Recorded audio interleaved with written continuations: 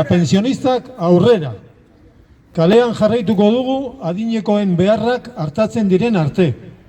Datorren asteazkenean, urriaren batean, adinekoen nazioarteko eguna ospatuko da.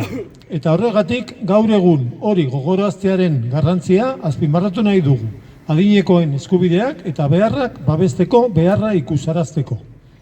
Sakanako pensiodunen mugimenduak kalean jarraitzen du gutxieneko soldataren berdina den gutxieneko pentsioaren osagarria, persona fisiko errenta zergaren taulen aldaketa eta arreta eta zaintza publiko eta kalitateko zerbitzuak aldarrikatzen.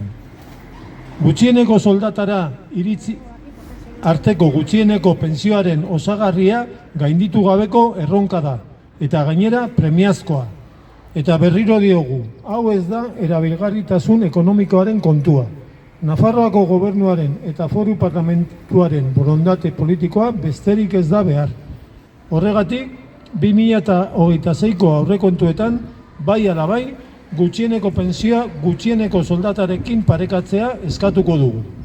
De 14.500 euros están obligadas a las retenciones del IRPF. Si para el año 2026 no se modifican esas tablas,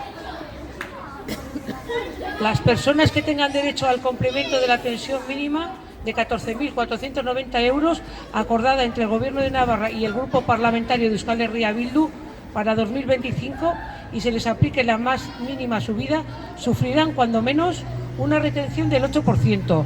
Por eso exigimos al Gobierno de Navarra un compromiso urgente para garantizar la modificación de las citadas tablas.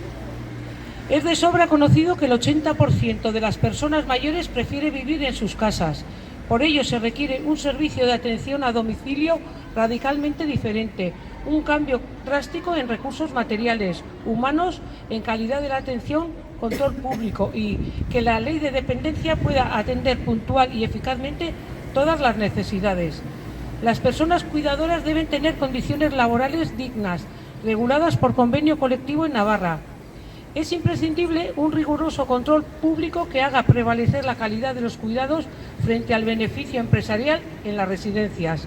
Las personas mayores somos las más afectadas por las largas listas de espera, tanto en atención primaria en los centros de salud como en las consultas con especialistas, y por ello reclamamos soluciones urgentes. Euskal Herriko pentsiodunen mugimenduko manifestazio batean parte hartu genuen. Gasteizko gobernuak, EAJak eta PSEek gutxieneko pentsioa gutxieneko soldatarekin parekatzea eskatzen zuen legegintzako herri ekimena tramitera ez onartzeko hartu zuten erabakia salatzeko. Eskaera hori sinatu zuten 155.000 edo bombak erori eta tankeak noiz iritziko zain daude, gozea gerra arma gisa erabiltzea da edozein gizakiren mailarik ankerrena eta adoltsuena. Salaketa ekintza bakoitzak bere balio du, eta populazio zibila da hemen, Euskal Herrian, eta mundu mailan altxatzen ari dena eta NB Batuak batzar nagusian gobernuak jarrera hartzera eta zalantzan jartzera